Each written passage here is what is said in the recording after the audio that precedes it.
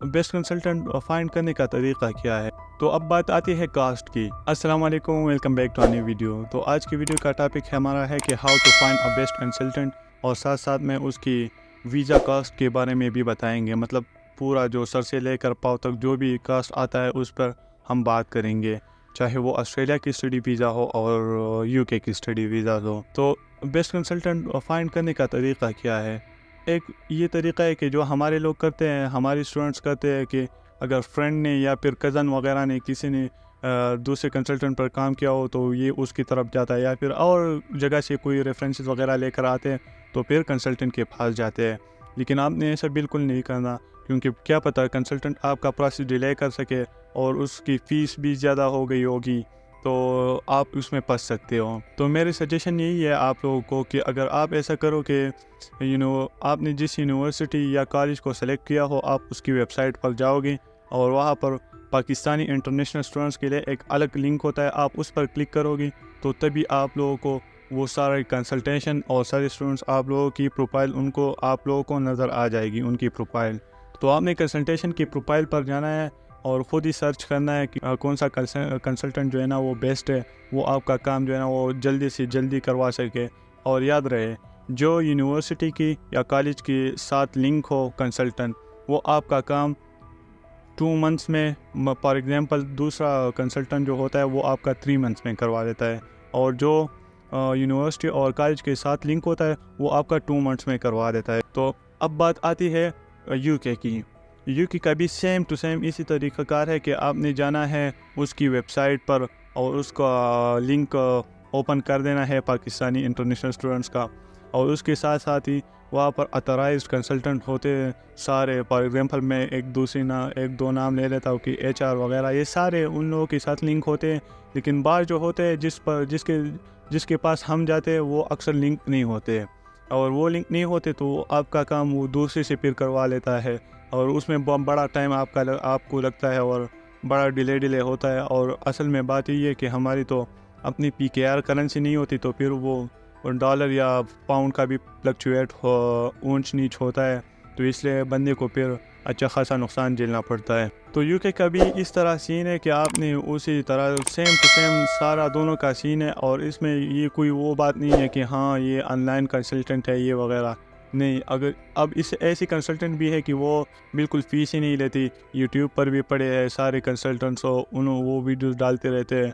अब यहाँ पर पाकिस्तान में फ़िज़िकली आप भी उनसे मुलाकात कर सकते हो, लेकिन असल में वो लोग फ़ीस क्यों नहीं लेते, इसके पीछे का रीज़न यही है कि वो लोग यूनिवर्सिटी से ऑलरेडी ऑथराइज्ड होते हैं और उन लोगों से एग्रीमेंट साइन किए होते हैं।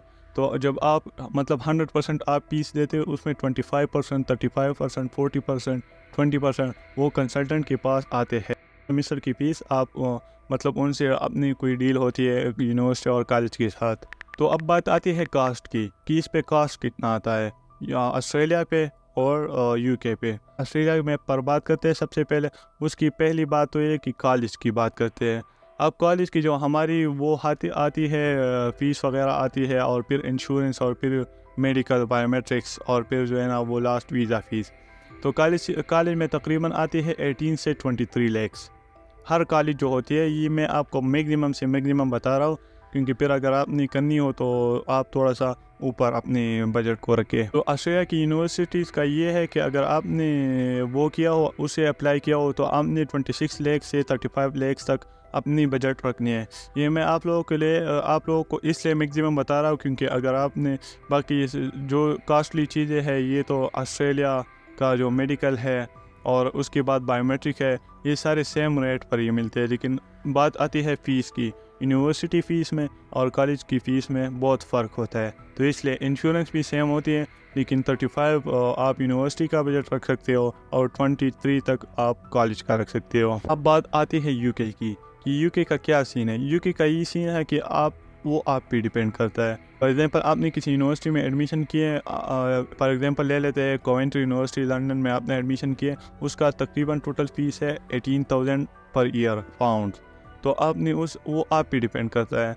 उन्होंने अगर इनिशियल 5,000 रखा हुआ है तो आप 5,000 ही पे करते हो, या फिर आगे जाके मतलब 10 या पूरा ईयर का पे करते हो, वो आप पे डिपेंड करता है आपके पास कितना बजट हो। लेकिन ये तो मैंने वैसे बता दिया कि कमेंट्री का 5,000 है, लेकिन ये मैं जस्ट फॉर एग्जांपल बता दिया। उनका 7,000 भी हो सकता है इनिशियल पेमेंट, 6,000 भी हो सकता है और 8,000 भी हो सकते हैं। और अगर बात आ जाए कंसल्टेशन फ़ीस की तो वो तो इतनी नहीं होती। बाज़ कंसल्टेंट की 20,000 होती है, 50,000 होते हैं, मैक्सिमम 60,000 होते हैं। हर कंसल्टेंट की फ़ीस इतनी होती है। अगर कोई आपसे ज़्यादा मांगे तो आप उनसे पूछ सकते हैं कि भाई क्यों मुझसे मतलब इतने पैसे ले रहे हो आफ्टर वीज़ा, क्योंकि वो पहले तो आपको कुछ नहीं कह रहे होते, लेकिन आफ्टर वीज़ा आपको फिर अच्छी खासी बातें सुना रहे होते हैं कि पैसे कम है, ये वो सारा। तो इसमें ख़्याल रखिए और बेस्ट कंसल्टेंट को फाइंड करें अपने लिए। और कास्ट का यही है कि 23 लाख तक कॉलेज की आती है ऑस्ट्रेलिया की, और 35 तक यूनिवर्सिटीज़ के, ऑस्ट्रेलिया की यूनिवर्सिटीज़ के। और यूके की अगर बात करें तो 30 तक आते हैं। उनकी इंश्योरेंस, क्योंकि आपने यूके का जो इंश्योरेंस का वो है, तो आपने वो अगर 3 इयर्स का बैचलर है, आपने 3 इयर्स ही इंश्योरेंस लेना है। अगर 2 इयर्स की कोई डिग्री वगैरह है तो आपने 2 इयर्स की इंश्योरेंस लेना है।